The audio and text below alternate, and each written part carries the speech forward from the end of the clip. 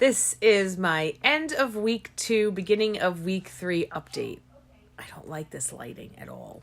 Drinking my coffee. Okay, so before I get into my update on the end of week 2, beginning of week 3, I want to say this. My name is Tara. I'm from New York. I have 3 kids, 2 dogs, a cat, a husband. Now we got the basics out of the way. I'm 48 years old. I will be 49 in April 24th. And I am on a journey to be fit by the time I'm 50. In my adult life, I've never been under 200 pounds, and that is my goal. Even if it's 199.9, I'm getting to Wonderland, and I'm doing it by my 50th birthday. I thank all of you who are following along for my journey because it gives me motivation and accountability. So thank you.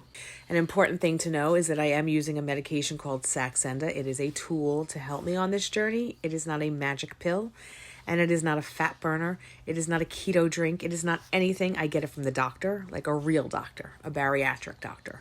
Is the medication for everybody? Absolutely not. There are contraindications, and some people don't need to use this to get where they've got to go. I do.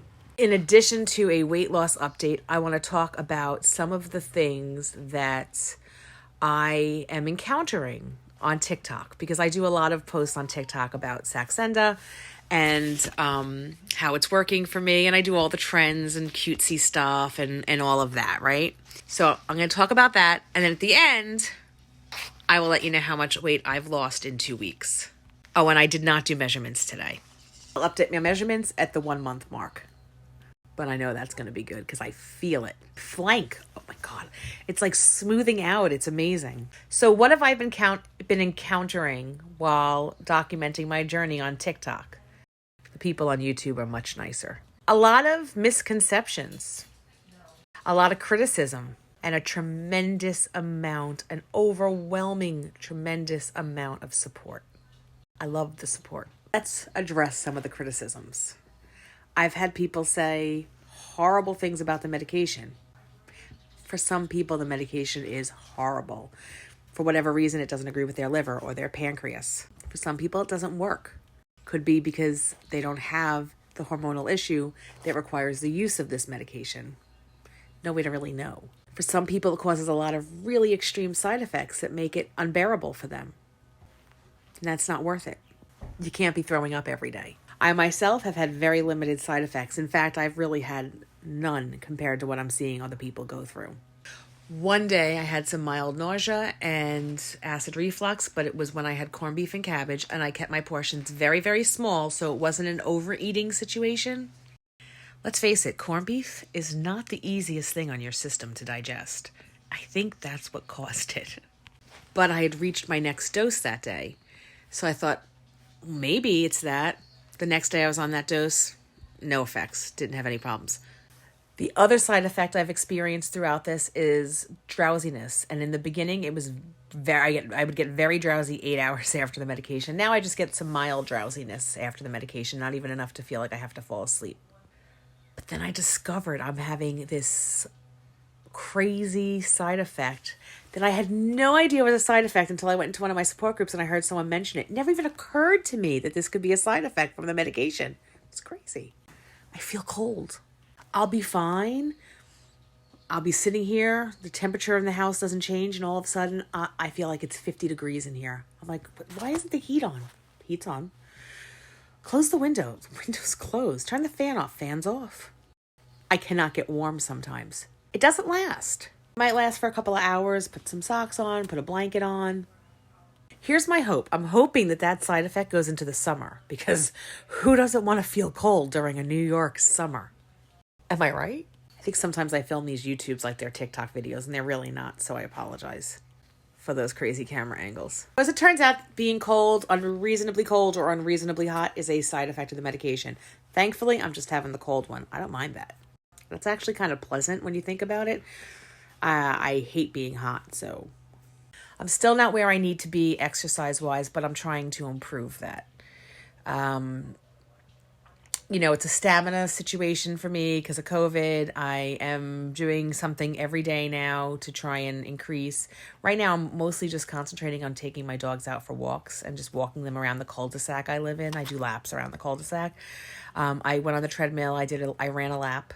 I ran, which was like amazing. I ran half the lap and walked part of the lap, but I was exhausted afterwards because stamina is an issue for me. It is one of the leftover lingering COVID symptoms I'm having from last month. And it's because I'm asthmatic, though. It's really less to do with the COVID than it is to do with the fact that my asthma was so deeply affected by the COVID that now I need to recover.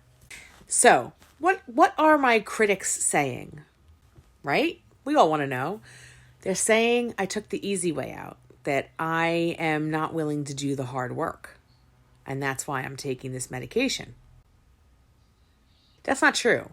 So let me tell you a little bit about why this medication works. So our bodies produce leptin in our fat cells. I may get this a little wrong scientifically, so don't hold me to it, but the word is leptin, and it's spelled Leptin, if you want to do the research to get it exactly right. So that was my disclaimer. Leptin's produced in the fat cells within the stomach. And so what happens is when you eat, as you eat, and you should be getting full, your body should trigger the leptin to stop producing because it's been fed. Okay, great. But what happens and what's going on with people who are obese is that leptin doesn't stop producing. It's almost like it's deaf to the words the brain is sending it. So it doesn't stop producing. So then what happens? Well, it sends a message back to the brain that says, no, moron, you're still hungry. You haven't eaten enough. So now your brain sends out signals, oh, hunger, hunger, hunger. And so now your stomach is growling, you need food. And so what do? You eat because you got that feeling like you're hungry. Great. That should satisfy the leptin, right? So now you've eaten again, you've done what the leptin sent the message to the brain, and the brain sent the message back to the stomach, and you've done all the things they asked you to do, so now the leptin's going to stop producing, right? Wrong. It's going to produce even more. And now you're going to get hungry again. And this goes on in an endless cycle. And that is why some people become obese, very obese, morbidly obese, extremely morbidly obese. I mean, this is why this happens.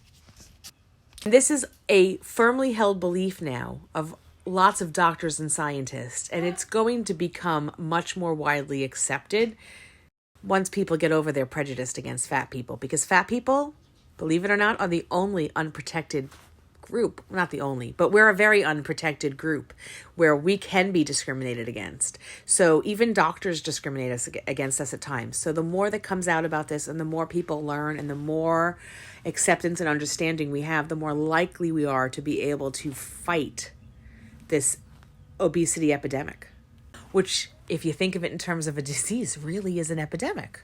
So yes, obesity is caused by eating too much. But the question here is, what causes you to still be hungry? Why are some people hungry all the time? And some people, they eat, they get full, and they move on. Why do some of us want to go back and eat more?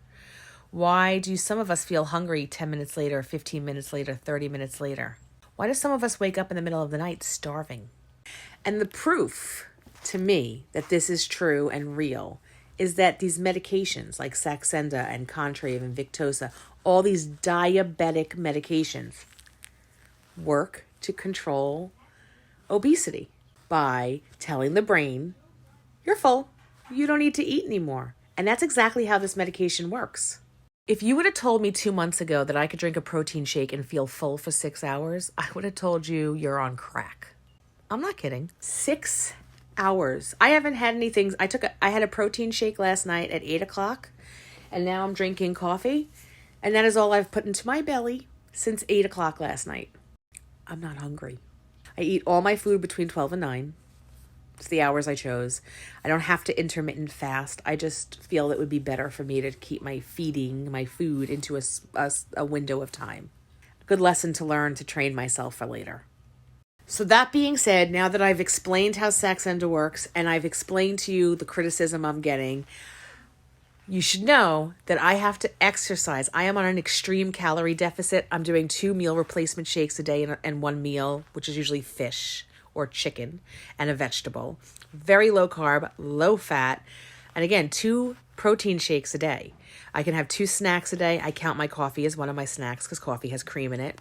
I don't know if I have to, but I choose to. When I tell you I'm less than 1,200 calories a day and I am completely satiated, I'm not kidding. That's how this medication works. Clearly, it was something I needed. I had weight loss surgery in 2008, and that didn't control it. I lost the weight, but it didn't ever get my body to understand when I'm not hungry. This medication does. And then some people say you can't be on the medication forever. But that's simply not true because it's a diabetic medication. Now, I don't know if my doctor's office keeps people on it forever. I've heard that some doctors will keep you on a small, like, maintenance dose once you reach your goal. Whether or not my doctor does that, I don't know. But it's on my list of questions to ask them when I go the first week of April. I'm here to answer all your questions. I'm here to take any advice you have for me being a new member of the Saxenda family. And now, for the grand finale, how much weight have I lost in 2 weeks on Saxenda? Glad you asked. I've lost 5 pounds, and I'm quite happy with that. 2.5 pounds a week is a great average. Slow and steady wins the race every time. See you soon.